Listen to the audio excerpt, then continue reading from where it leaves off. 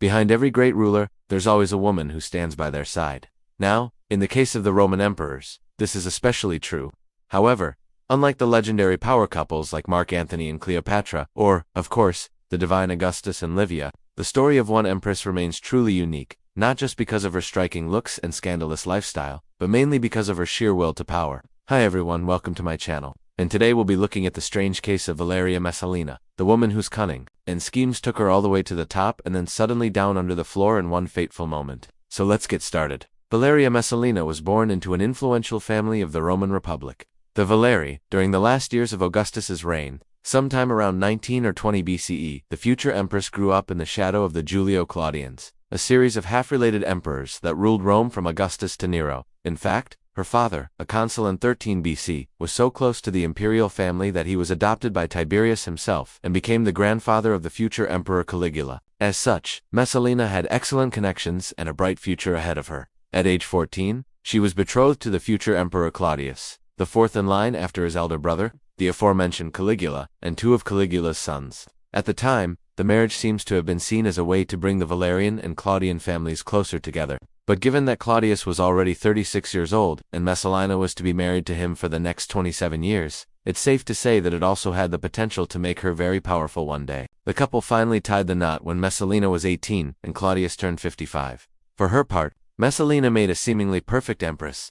She gave birth to 4 children, 3 girls and a boy, all of whom survived infancy. And while it was widely believed that the children belonged to Claudius, recent research has suggested that the boy may have been the product of an affair.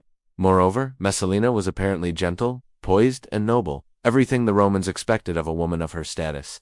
For her part, she enjoyed a good reputation among the people and the Senate, which must have taken some doing, given that many senators disliked her father for his pro-Augustan stance.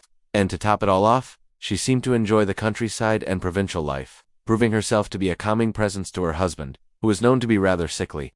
However, behind the closed doors of the imperial palace, everything was very different. According to the accounts of her enemies, Messalina used her position to pursue her own interests, going as far as to engage in affairs with other men. And while Roman women of the upper class enjoyed considerable freedoms, sleeping around wasn't one of them. In fact, Messalina's alleged promiscuity was considered downright scandalous. For instance, it was said that she threw parties inviting 8 handsome young men of only one type, bald, short, or fat. And while we may be tempted to dismiss these rumors as mere gossip, there's evidence that they might actually be true. For example, there's a letter written by the philosopher Pliny the Younger about a woman named Silius, who was also married to a man named Claudius. In the letter, Pliny describes how Silius accused his wife of having an affair with a freed slave. And while there's no mention of the mistress, Pliny says that the husband is considering divorcing his wife, as if such accusations were grounds enough for ending a marriage. Another piece of evidence comes from the imperial historian Tacitus, who wrote that Messalina used her intimate relationships to get back at her rivals. For example, according to Tacitus, when Poppaea Sabina, wife of Emperor Nero, died, many believed that Messalina was behind it, saying that her own son-in-law, the future Emperor Nero, had been one of her victims. Indeed, it seems that Messalina was able to get away with her infidelities, because she was the wife of the emperor, and because she knew how to take advantage of those around her. Over the years, Messalina built a vast network of informants across Rome. Secretly, she kept tabs on what was happening throughout the city, the gossip, the scandals, the rivalries, the intrigues, and then she used that information to blackmail, coerce, or persuade people to do as she wished. For example, she exploited the vices of Rome's elite, having secret affairs with many of the city's most eligible bachelors, and then threatening to reveal their names unless they did what she wanted. In fact, she is believed to have drawn in Rome's elite to her home under false pretenses, where she would keep them under surveillance. It's said that she had hidden rooms underneath her house where she would spy on her guests.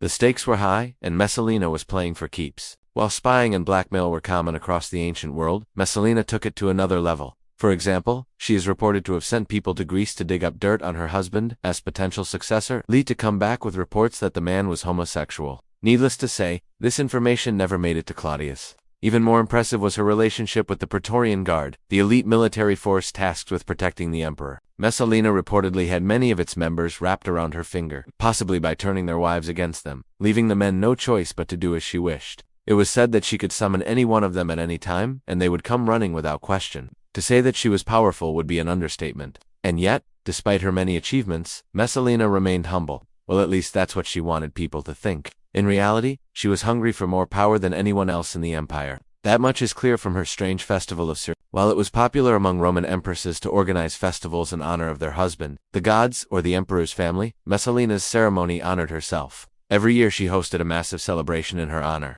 and though it was presented as a religious holiday, many saw it as a political tool to gain favor with the empress. Thus, Messalina built up a solid support system among Rome's elite, which she used to further her own goals. For example, in 41, when Caligula's widow Drusilla tried to interfere in the affairs of state, Messalina used her network to have her banished from Rome. Or in 48, when her father-in-law, the aforementioned Tiberius, fell ill, she ensured that he passed the throne to his next of kin, her husband, Claudius. In both cases, Messalina demonstrated her growing influence over the empire.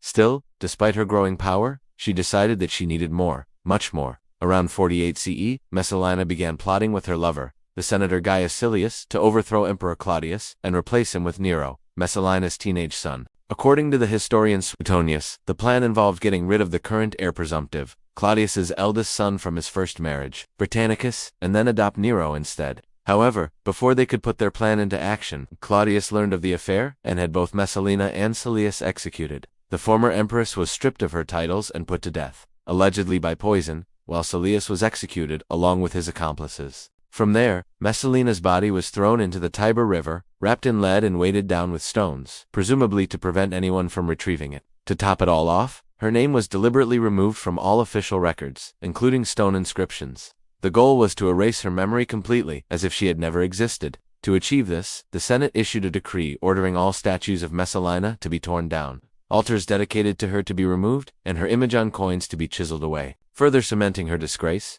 her family name was changed to that of her alleged lover, Julia Misa. Clearly, the Julio Claudians wanted to send a message: no matter how powerful you are, if you threaten the authority of the emperor, you will be removed and your memory will be destroyed. In the end, Messalina's brazen attempt to overthrow her husband not only failed, but also resulted in her demise. Nevertheless, her legacy lived on in stories and legends. Some believed that her ghost haunted the halls of the palace, while others claimed that she was reincarnated as a cat that prowled around Rome at night. Whatever the truth may be, one thing is certain: Valeria Messalina remains one of the most enigmatic and fascinating women in Roman history. Her life and death serve as a reminder of the dangers of unchecked ambition and the lengths to which people will go to secure their place in power.